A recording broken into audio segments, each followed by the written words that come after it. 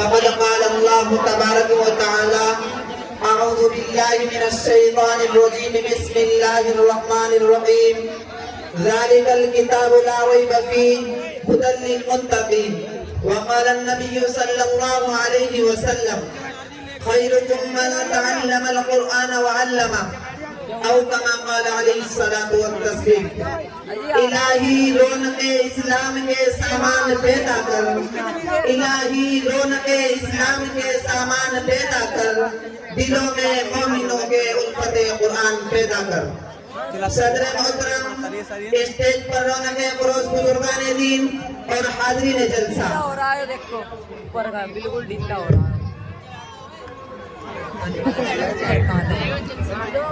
آج کی اس محفل میں اور آج کے اس مبارک اجلاس میں میرا موضوع سخن دنیا کی سب سے پاکیزہ اور مقدس کتاب قرآن پاک ہے۔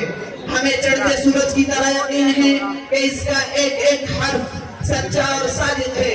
وہ قرآن پاک جس کی زبان مقدس، بیان مقدس اور جو فصاحت و بلاغت کا ٹھٹے مارتا سمندر ہے، جس کے متعلق ارشاد ربانی ہے کہ قرآن وہ کتاب ہے جس کے صادق اور برحق ہونے میں کوئی شک و شبہ نہیں، اور جس کے بارے میں محسن انسانیت حضور پاک صلی اللہ علیہ وسلم نے ارشاد فرمایا کہ تم میں سب سے بہتر شخص وہ ہے جو قرآن کو سیکھے اور سکھائے۔ دعا کیجئے کہ خداوند قدوس ہم سب کو قرآن پاک کی دولت سے مالا مال فرمائے، آمین۔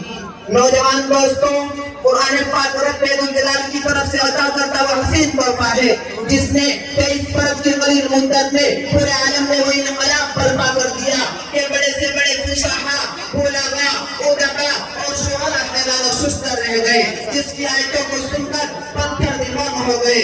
دوستو، یہی وہ قرآن ہے جو رہتی دنیا تک کے انسانوں کے لیے سراپا ہدایت اور رحمت ہے۔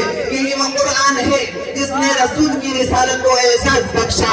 یہی وہ قرآن ہے جس نے پس مردہ قلوب کو تازگی بخشی۔ ہاں، یہی وہ قرآن ہے جس کی برکت سے جنات و شیاطین کا آسمانوں پر جانا بند ہوا۔ یہی وہ قرآن ہے جس کی برکت سے عزت اور فخر کے شامیانے گڑ گئے۔ یہی وہ قرآن ہے جس کی بدولت محبوب حقیقی کی رضا نصیب ہوتی ہے۔ یہی وہ قرآن ہے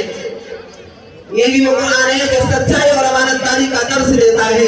یہی وہ قرآن ہے جس کی برکت سے عمر فاروق کو ایمان نصیب ہوا۔ یہی وہ قرآن ہے جس کی نظیر پیش کرنے سے ساری دنیا عاجز و قاصد رہی۔ یہی وہ قرآن ہے جس کا مثل پیش کرنے سے عرب کے فصیح اور بلیغ زبان دانی کا دعویٰ کرنے والوں نے گھٹنے ٹیک دیے۔ یہی وہ قرآن ہے جس نے ضلالت و گمراہی کی دلدل میں پھنسی ہوئی انسانیت کو رشد و ہدایت کا پیغام سنایا۔ یہی وہ قرآن ہے جس کی حفاظت کا وعدہ خود خالق کائنات نے فرمایا۔ یہی وہ قرآن ہے جس کی تلاوت میں دلوں کے واسطے فرحت و بشاشت کا سامان ہے۔ یہی وہ قرآن ہے جس نے ذہنی قوتوں کو جلا بخشا۔ یہی وہ قرآن ہے جس کی برکت سے اجڑے چمن میں باہر پیدا ہوئی۔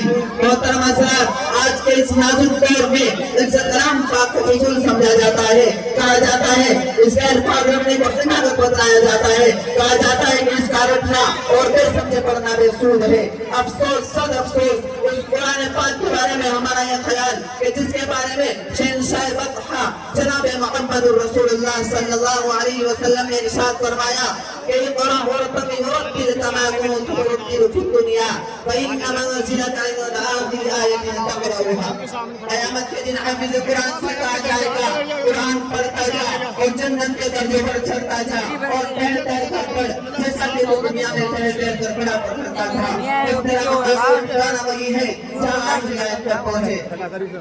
یاد رکھو کہ قرآن دنیا کی سب سے بڑی نعمت ہے۔ یہ زمین، یہ آسمان، یہ چاند و سورج کوئی اس نعمت کا مقابلہ نہیں کر سکتے۔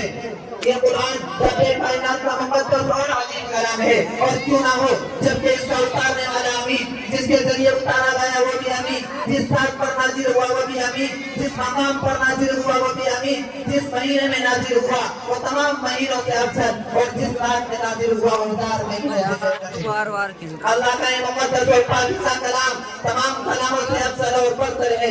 حدیث پاک میں آتا ہے فضل کلام اللہ الله على سائر الكلام كفضل الله على قلبي. اللہ کے کلام کو سب کلاموں پر ایسے ہی فضیلت ہے جیسے کہ خدا تعالیٰ شانہ کو تمام مخلوق پر اللہ کا دلارا. خدا کا پیارا نبی ارشاد فرماتا ہے کہ جس نے قرآن پڑھا اور اس پر عمل کیا اس کو قیامت سے سورج سے زیادہ روشن تاج پہنا جائے گا.